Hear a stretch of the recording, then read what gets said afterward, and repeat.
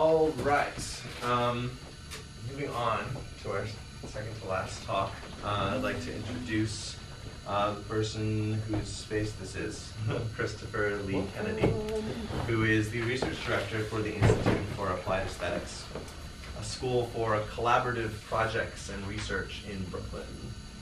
He likes making kites from plastic bags, discussing education, learning and listening to the sounds of the land, which we kind of did on the roof, actually. His research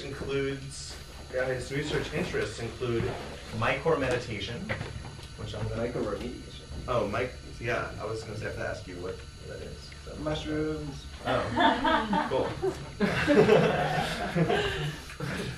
The social history of shamanism, the Celtic roots of applied aesthetics, and fiber arts involving movement and food. What about shamanism?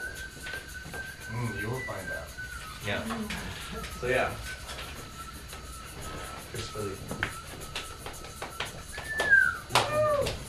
So we're going to do two things. One is have a conversation hopefully about education, and two, learn how to make a gazpacho. So if we could all maybe clear some spacage on the table, that would be amazing.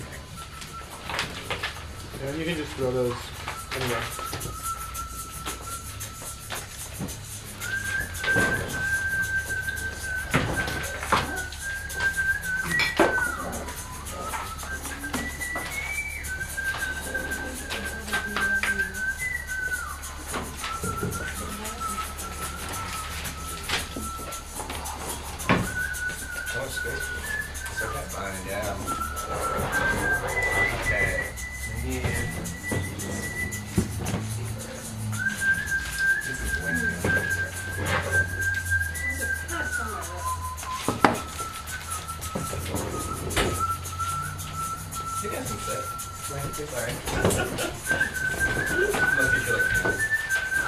Okay, so it's going to be three, I think maybe three like stations all set up here.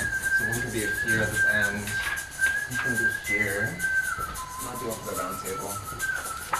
You're listening right now to some Peruvian shamans jamming out.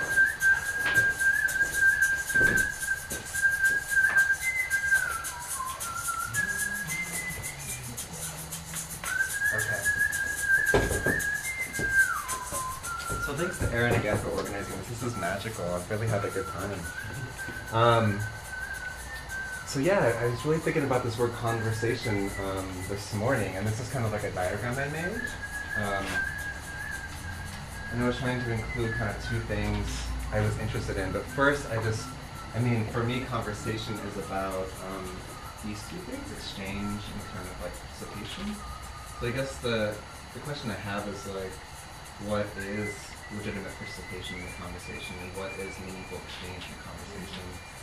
So I want to look at two different focus areas. One is kind of this idea of a gazpacho. Gazpacho is a Quechua word for offering.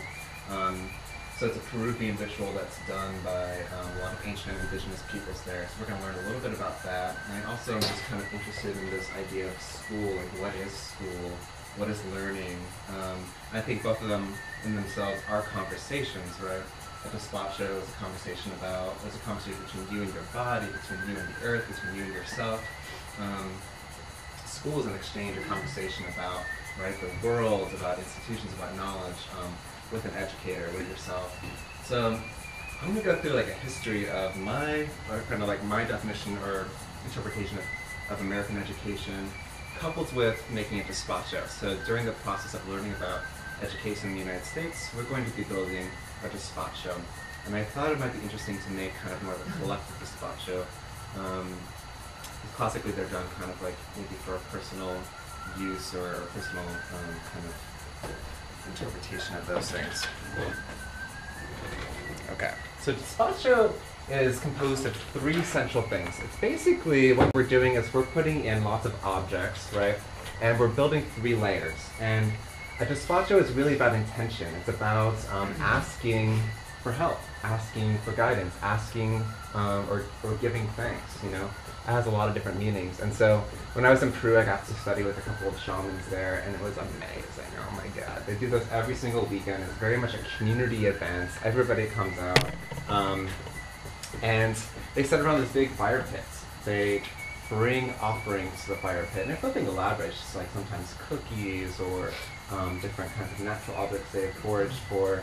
And they will sit around the fire and they will put things in like kind of a big piece of paper. They'll put them on top of the paper and they'll build 3 layers to represent the underworld, the surface world, and the heavens. And so that's what we're going to do today. So I have some things that we can include in our despacho making. The 3 layers are the Uhu Pacha, the Ke Pacha, and the Hana Pacha. Uhu Pacha is underworld, Ke Pacha surface world, Hana Pacha is heavens. Each of them correspond to different kinds of meanings, right? The heavens are really about olfactory things, clouds, glitter, things that are like really ephemeral. Ke Pacha is a surface world, so a lot of things, maybe animal crackers, feathers, shells, fish, things like that. And Uhu Pacha, we're going to put lots of seeds into our despacho ceremony. Before we do that, what we're going to do is we're going to burn a little bit of sage, though. So sage is kind of used to open up the ceremony. So what I'm going to do is I'm going to light this puppy on fire, and then we're just going to pass this around. And what you want to do is just kind of like, you know, bring it around your face here, or your body, taking a little bit of sage.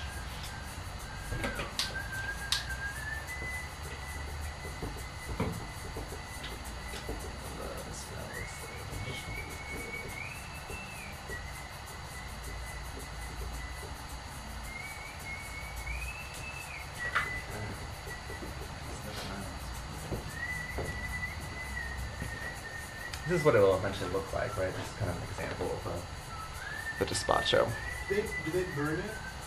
Yeah, we're going to get to that. So there's 2 different ways that you can deal with your despacho based on kind of the intention. So if your intention is more of a long-term sort of a question or a thanksgiving, then you're going to bury it in the earth. So it's going to be slowly decaying over time.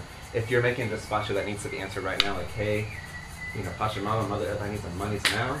You're gonna burn that. You're gonna burn that into a fire pit, and you're going to kind of look away from the fire pit. The spirits are coming. They're taking those offerings and hopefully answering your intention.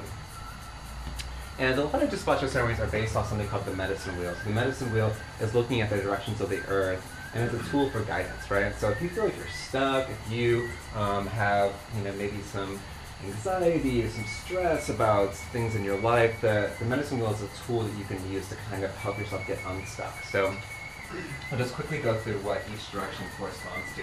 So the northern direction represents adulthood, right? This is kind of corresponding to the color of white, to the white buffalo.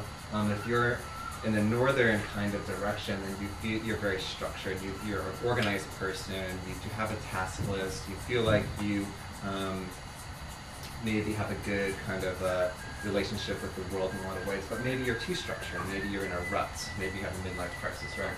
As we move to the south, this is representing childhood. So this corresponds to the color red, to a lot of kind of playfulness, notions of the coyote is in the sphere. And the south could also be, you know, maybe you're not mature enough. Maybe you're being too playful, and you know, maybe people aren't hearing you as they need to. The west corresponds to adolescence, anxiety, also sexual energies, love and stress. So this is kind of like a core area a lot of people get stuck in. And the east is where you want to start and end up eventually. So this is death and rebirth. This is like the place of transcendence, but also of naivete. So the way that you use medicine, I'll go through that, is pretty simple.